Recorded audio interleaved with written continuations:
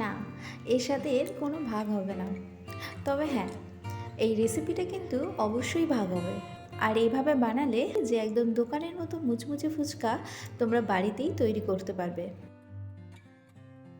আর তার সাথে রয়েছে দু ধরনের টক জল আর একদম দোকানের মতো পারফেক্ট আলু মাখা। Hello friends, welcome to my channel. আজকে আমরা খুবই সহজভাবে এবং সিম্পল কিছু টিপসের মাধ্যমে ফুচকা বানাবো। তার জন্য প্রথমেই আমরা ফুচকার ডোটা বানাবো, আর এটা হচ্ছে সবথেকে বেশি ইম্পর্টেন্ট। প্রথমেই আমি 2 কাপ সুজি নিয়ে নিয়েছি, আর 2 কাপ সুজির জন্য আমি দিচ্ছি 2 টেবিল স্পুন আটা। আটা হচ্ছে গমের আটার থেকে একটু আলাদা, যেটা বাজারে সহজেই পাওয়া যায়।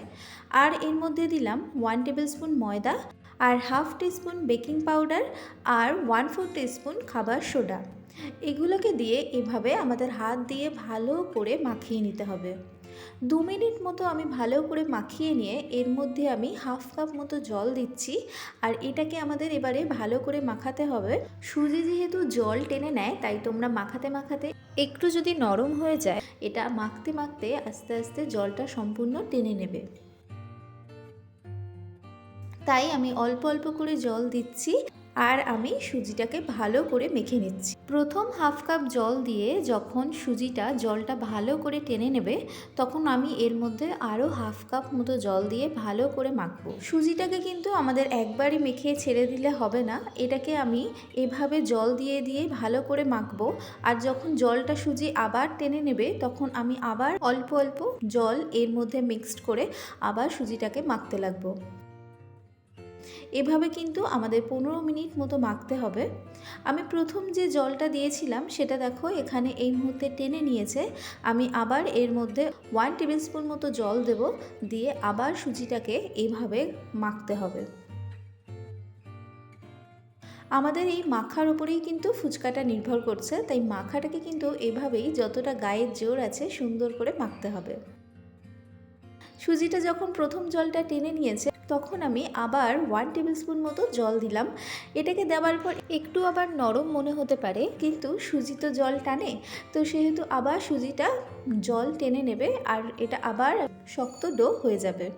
এটাকে এভাবে আমি 10 মিনিট মতো মেখে নিয়ে এর মধ্যে আবার আমি 1 টেবিল স্পুন মতো জল দেব, আর এই জলটা টেনে নেওয়া পর্যন্ত আবারও আমাদের ভালো করে সুজিটাকে মেখে নিতে হবে।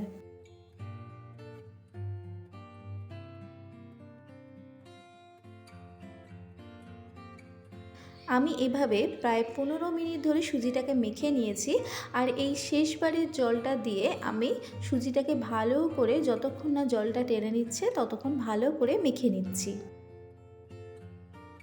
15 মিনিট পর আমাদের কিন্তু ডোটা একদম তৈরি হয়ে গিয়েছে।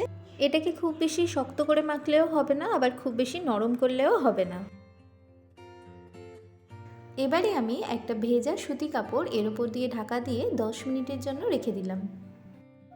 এই 10 মিনিটের মধ্যে আমি চটজলদি 2 ধরনের ফুচকার টক জল আর আলু মাখাটা দেখে নেব।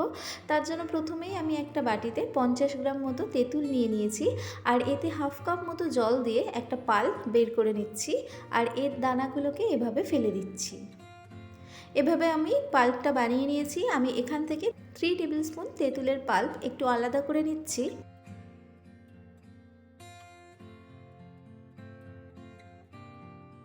আমি এটা আলাদা করে রাখলাম, আর এই তেঁতুলের পাল্পের মধ্যে আমি 2.5 কাপ মতো জল মিক্সড করব। আমি এর মধ্যে 2.5 কাপ মতো জল মিক্সড করে দিয়েছি, আর এই তেঁতুল জলটা বানানোর জন্য আমি এর মধ্যে প্রথমেই দিয়ে দিচ্ছি 1 টেবিল স্পুন গন্ধরাজ লেবুর রস,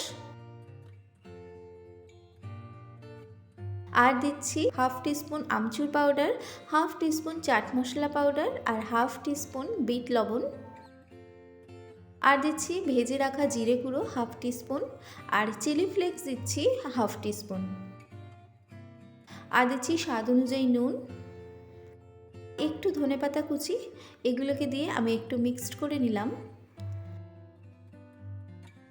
আর এর মধ্যে একটা লেবুর স্লাইস এভাবে দিয়ে দিচ্ছি, যাতে আমাদের টক জলটা একটা সুন্দর লেবুর গন্ধ হয়। আমি দ্বিতীয় যে টক জলটা বানাবো তার জন্য আমি হাফ কাপ পুদিনা পাতা আর হাফ কাপ ধনে পাতাকে ভালো করে ব্লেন্ড করে নেব, আর এর মধ্যে আমি 3টে কাঁচা লঙ্কা দিয়ে দিচ্ছি। এগুলোকে দিয়ে ভালো করে ব্লেন্ড করে নিয়ে আমি একটা বড় বাটির মধ্যে 3 টেবিল স্পুন মতো এই ধনে পুদিনার পেস্ট দিয়ে দেব।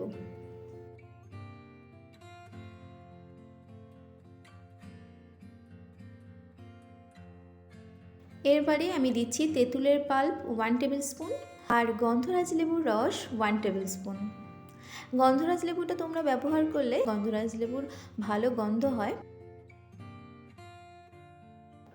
আর দিচ্ছি আমচুর পাউডার 1/4 টিস্পুন আর চাট মশলা পাউডারও 1/4 টিস্পুন।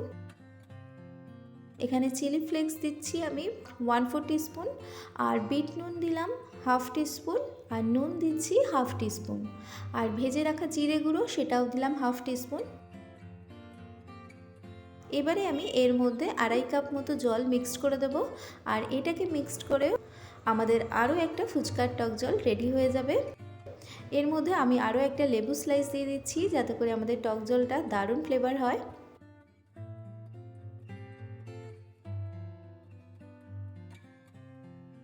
এর পাশাপাশি আমি একটা বড় বাটিতে 5টা সেদ্ধ আলু নিয়ে নিয়েছি আর সেগুলোকে ম্যাশ করে নিয়ে আমি এর মধ্যে দিয়ে দিলাম বিট নুন 1/2 টিস্পুন, ঘরে ভেজে রাখা জিরে গুঁড়ো 1/2 টিস্পুন, চিলি ফ্লেক্স দিচ্ছি 1/2 টিস্পুন, আমচুর powder 1/4 teaspoon, chaat masala powder 1/4 teaspoon আর দিচ্ছি ধনে পুদিনার পেস্ট, ওটা দিচ্ছি 1.5 চামচের মতো আর তেঁতুলের পাল্প দিলাম 1 টিস্পুন আর স্বাদ অনুযায়ী নুন দিয়ে দিলাম। আর আমি এখানে সেদ্ধ কাঁচা লঙ্কা একটু থেতো করে নিয়েছি সেটা দিলাম আর 2 টেবিল স্পুন দিচ্ছি পেঁয়াজ কুচি। এর মধ্যে দিচ্ছি আমি 1/2 টিস্পুনের মতো লেবুর রস। এগুলোকে দিয়ে আমাদের ঝাল ঝাল আলু মাখা একদম রেডি হয়ে যাবে আর এগুলো খেতে কিন্তু একদম দোকানের মতো হয় আর খুব সহজেই কিন্তু এটা তোমরা বাড়িতে বানিয়ে নিতে পারবে। এগুলোকে দিয়ে আমি ভালো করে আলুটাকে মাখিয়ে নিচ্ছি আর গন্ধটা কিন্তু জাস্ট দারুণ বেরিয়েছে। ইতিমধ্যে 10 মিনিট হয়ে গিয়েছে, আমি ফুচকার ডোটাকে ভালো করে আরও 2 মিনিটের জন্য মেখে নেব। 2 মিনিট ভালো মতো মেখে নেবার পর এবারে আমি একদম ছোট ছোট সাইজের বল করে নিয়েছি আর এগুলোকে ভালো করে গোল করে নেব।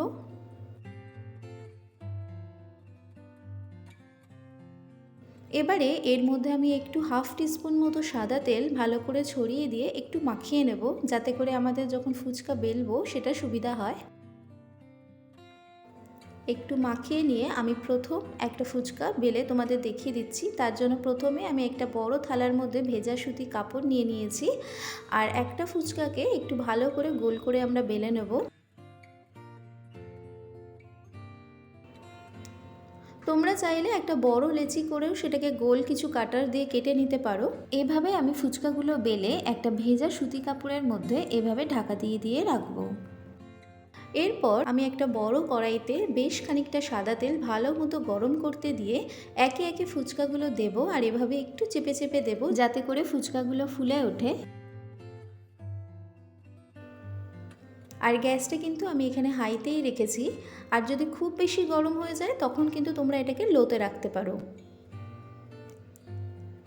আমাদের ফুচকাগুলো কিন্তু দেওয়ার সাথে কি সুন্দর ফুলে উঠছে তোমরা দেখো। একে একে আমি দেব আর বাকিগুলো তার সাথে সাথে খেয়াল রাখতে হবে যাতে খুব বেশি লাল হয়ে না যায়।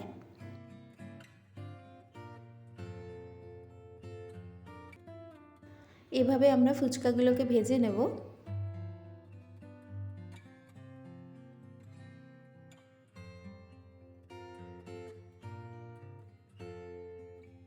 ফুচকাগুলো তেলের মধ্যে দিয়ে এভাবে ছেড়ে দিয়ে একটু চেপে দিতে হবে, তাহলে সহজেই ফুচকাগুলো ফুলে উঠবে।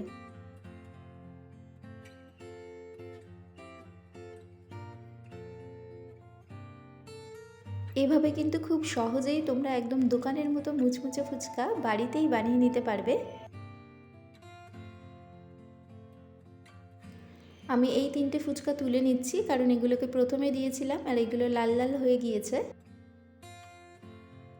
এবারে আমি বাকি ফুচকাগুলোকেও তুলে নেব।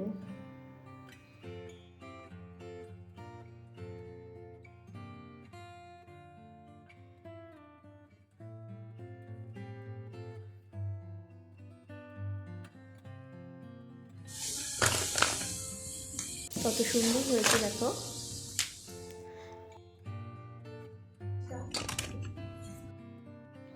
এবারে আমি একে একে বাকি সব ফুচকা এভাবে ভেজে নেব।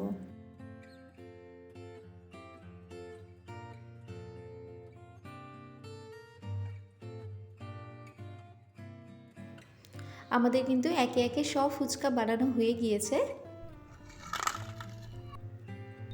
তোমরা খুব সহজেই এভাবে দোকানের মতো মুচমুচে ফুচকা বাড়িতে তৈরি করে নিতে পারবে।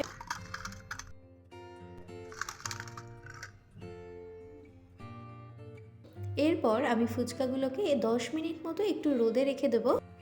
ফুচকাগুলো একটু রোদে রেখে দিলে কি হয়, এটা দীর্ঘদিন কিন্তু মুচমুচে থাকে।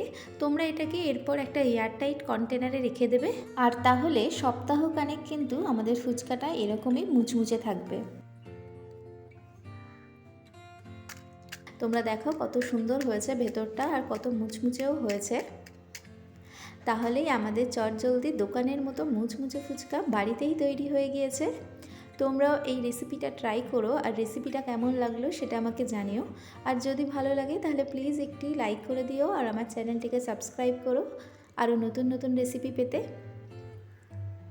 আমাদের গরম গরম মুচমুচে ফুচকা বাড়িতেই রেডি।